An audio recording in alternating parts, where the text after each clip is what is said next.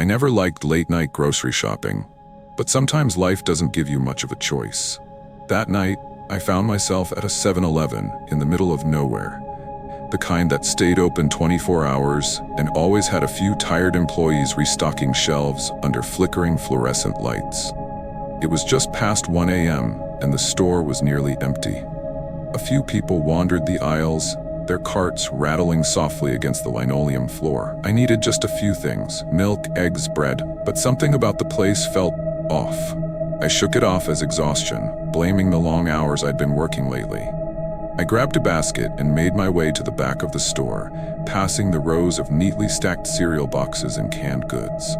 Every few steps, the overhead speakers crackled with some half-hearted announcement about weekly discounts. The place smelled faintly of cleaning chemicals and stale air.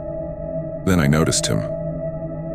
A man standing near the frozen foods aisle, staring at me. Not in the casual, distracted way people glance at each other in public spaces, but with a focused intensity that made my skin crawl. He was tall, dressed in an old, ill-fitting hoodie, the hood pulled up over his head. His hands were buried deep in his pockets, and though I couldn't see his eyes clearly, I could feel them on me. I turned down another aisle, gripping the handle of my basket a little tighter. Maybe I was imagining things. People get weird in the middle of the night, but when I turned my head slightly, I saw him again, just a few steps behind me. He hadn't picked up anything, no cart, no basket, just standing there. I felt my pulse quicken. I wasn't a paranoid person, but something about the way he moved, how he lingered in the periphery of my vision, set me on edge. I tried to focus on the shelves, grabbing items as quickly as I could, my fingers fumbling slightly as I placed them in my basket. Then I heard it, a slow, deliberate shuffle of footsteps. I turned my head sharply, but he wasn't there anymore. I glanced around, scanning the aisles. Had I overreacted? Maybe he had just been shopping and left. I exhaled and made my way toward the checkout, forcing myself to calm down. The cashier was a young guy, barely out of high school, looking bored as he scanned my items. I was just about to swipe my card when I felt it. A presence. Right behind me. I turned, and there he was, standing just inches away, too close. I could finally see his face, sunken eyes, pale skin, lips slightly parted like he was about to say something but never did. My body froze. I wanted to say something, back up, get away, what the hell do you want? But the words stuck in my throat. Then he smiled. It wasn't a friendly smile. It was a slow, unsettling curl of the lips, something deliberate, something wrong. And then, just as suddenly as he had appeared, he turned and walked away, disappearing into the aisles. I paid as fast as I could, my hands shaking slightly as I grabbed my bags. I wanted to believe it was nothing, that he was just some strange guy who got too close. But as I stepped out into the parking lot, my heart dropped. There, parked just a few spots away from my car, was an old, rusted sedan, and he was sitting in the driver's seat, watching me. I hesitated for a moment, debating whether to sprint to my car or turn around and go back inside. The parking lot was mostly empty, save for a few cars scattered near the entrance. The overhead lights buzzed softly, casting eerie pools of yellow on the pavement. I gripped my keys tightly and walked briskly toward my car, my pulse hammering in my ears. As I approached, I heard the sound of an engine sputtering to life. The sedan. My breath hitched. I reached my car, fumbling with the keys as my hands shook. The engine of the sedan revved slightly. I stole a glance over my shoulder. The man was still watching me, his face barely visible in the dim light.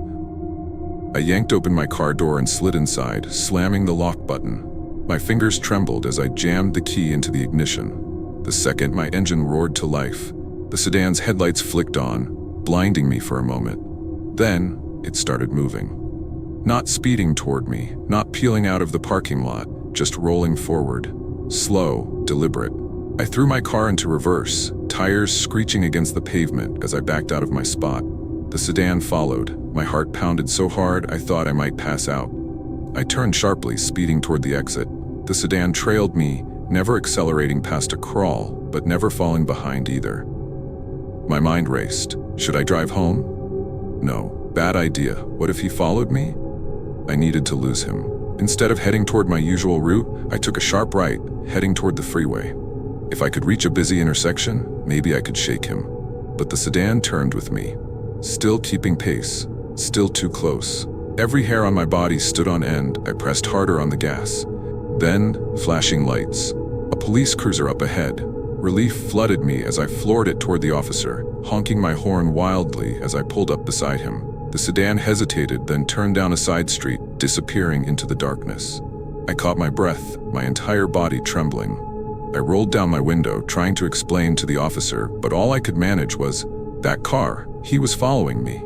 The cop gave me a skeptical look, scanning the road where the sedan had disappeared. He nodded slowly. I'll check it out. But I knew I'd never see that car again, and that was what scared me the most. It was around 2 a.m., and I had just finished a long shift at work. The highway was mostly deserted, and the glow of the 7-Eleven sign was like a beacon in the dark. I pulled into the lot, the flickering neon buzzing faintly above the entrance. The place looked empty, which wasn't surprising at this hour. I stepped inside, greeted by the artificial chill of the air conditioning and the faint smell of stale coffee. A tired-looking cashier stood behind the counter, staring at his phone, barely acknowledging my presence. I made my way to the back to grab an energy drink when I noticed something odd. There was a man standing near the Slurpee machine, perfectly still. His posture was stiff, his arms hanging limply at his sides. He wasn't looking at the machine, nor at any of the snacks or drinks. He was just standing there, watching. I tried to ignore the unease creeping up my spine and walked toward the counter with my drink. As I moved, I caught a glimpse of his face in the convex security mirror near the ceiling. His expression was vacant, his eyes wide and unblinking. He was looking at me. The hairs on the back of my neck stood up. I reached the counter and placed my drink down. The cashier barely glanced up before scanning it. I cleared my throat. Hey, you know that guy over there? The cashier frowned and glanced up. Then his expression shifted from boredom to something I can only describe as discomfort. He leaned forward slightly, his voice barely above a whisper. Don't look at him. Just pay and leave. A cold knot formed in my stomach. What? Who is he? Just don't look at him. I swallowed hard, my fingers fumbling with my wallet.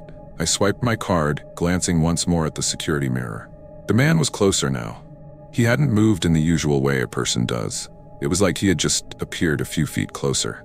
I grabbed my drink, forcing myself not to turn around. Every instinct screamed at me to run, but my legs felt leaden. The cashier handed me my receipt with a quick nod, his eyes darting toward the glass doors. Go, now. I turned and walked as calmly as I could toward the exit. As I pushed open the door, I couldn't help it. I looked back. The man was gone. The spot where he had been standing was empty, the store eerily quiet except for the hum of the refrigerators. I rushed to my car, locking the doors the moment I got inside. My breathing was shallow, my heart hammering against my ribs. I scanned the parking lot, empty. I started the engine, ready to get the hell out of there. But as my headlights flicked on, they illuminated something in the distance, just beyond the glow of the 7-Eleven sign. The man was standing there. Still watching, I slammed the gas pedal, peeling out of the lot, my pulse racing. I didn't stop driving until I was miles away, until the 7-Eleven was nothing but a memory in my rearview mirror. I don't know who or what I saw that night. But it didn't end there. For days, I couldn't shake the unease. The man's vacant stare, the cashier's warning, the way he had seemed to move without actually moving. It gnawed at me, an itch in the back of my mind that I couldn't scratch. A week later, I found myself parked outside that same 7-Eleven, staring through the windshield. The lot was half full, the store glowing under the dim orange streetlights. I wasn't sure what I was expecting to find, but I needed answers. I went inside. The same cashier was there, his face draining of color when he saw me. I told you to forget about it, he muttered under his breath as I approached. I need to know, I said, gripping the counter. Who was he? What's going on? The cashier glanced around as if making sure no one else was listening, then exhaled sharply. Look, man, just drop it. You don't want to get involved with this. Involved with what? He hesitated, then leaned in. You ever notice how this store never has security footage past a certain time? Cameras work fine all day, but then, nothing. It's like time skips. I frowned. That doesn't make any sense. Yeah? Well, neither does he. I stepped back, my stomach twisting into knots. I wanted to ask more, but something in the cashier's expression stopped me. Fear. Genuine fear.